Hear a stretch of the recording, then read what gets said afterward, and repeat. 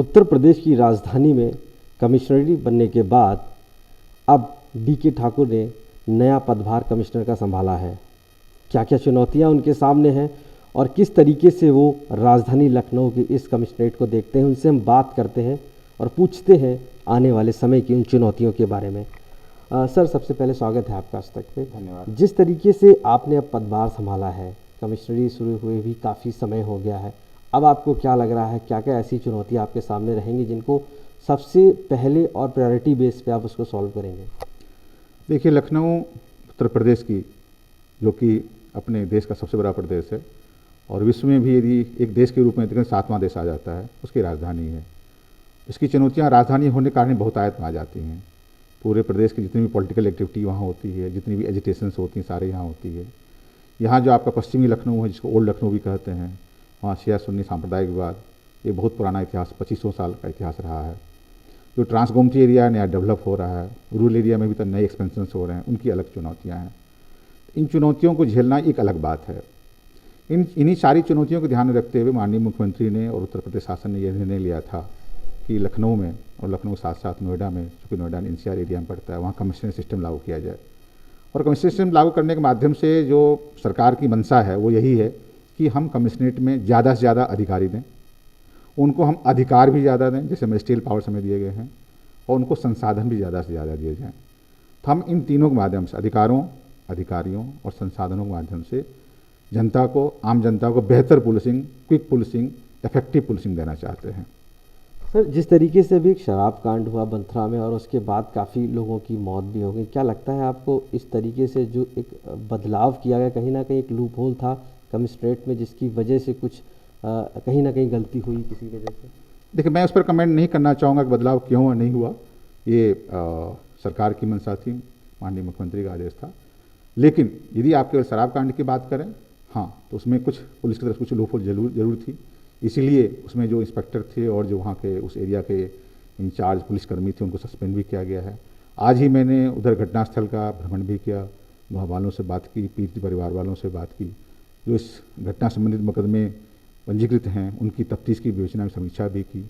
और जरूर ये पाया कि यदि मान लीजिए किसी भी थाना क्षेत्र में, खासकर राजधानी में जहाँ कमिश्नरी सिस्टम लागू है, वहाँ पर भले ही सरकारी ठेके से ही यदि इस तरह का शराब बिक रहा है जो जहरीला है और जो किसी की जान ले लेता है और केवल एक की 6 की जान लेता है, तो कहीं कि हमारी फेलियर जरूर है, हमारी इंटेलिजेंस की फेलियर जरूर है। सर, छठ पूजा भी शुरू होने वाली है और ये बहुत बड़ा त्यौहार माना जाता है पूरे उत्तर प्रदेश में, बिहार के लोगों के द्वारा भी।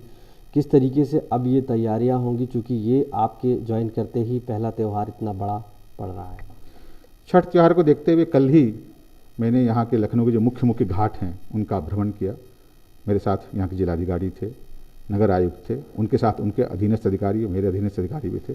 हम लोगों ने सभी स्थानों को भ्रमण कर वहाँ पर सफाई, बैरिकेडिंग, लाइटिंग आदि सारी तैयारियों की समीक्षा की। जहाँ जहाँ जो कमी थी उनको पूरा करने के निर्देश दिए हैं और हम उम्मीद करते हैं कि आज तक सारी कमियाँ पूरी हो गई होंगी, नंबर 1। साथ ही साथ दूसरी बात ये है, माननीय मुख्यमंत्री ने, शासन ने सभी छठ व्रतियों से, आम जनता से यह आग्रह किया, अनुरोध किया है कि इस कोविड के समय में विशेष परिस्थितियों को ध्यान रखते हुए अधिकाधिक छठी व्रती अपने घर में इस व्रत का पालन करें। हम भी आपके चैनल के माध्यम से आम जनता से यही रिक्वेस्ट करना चाहेंगे।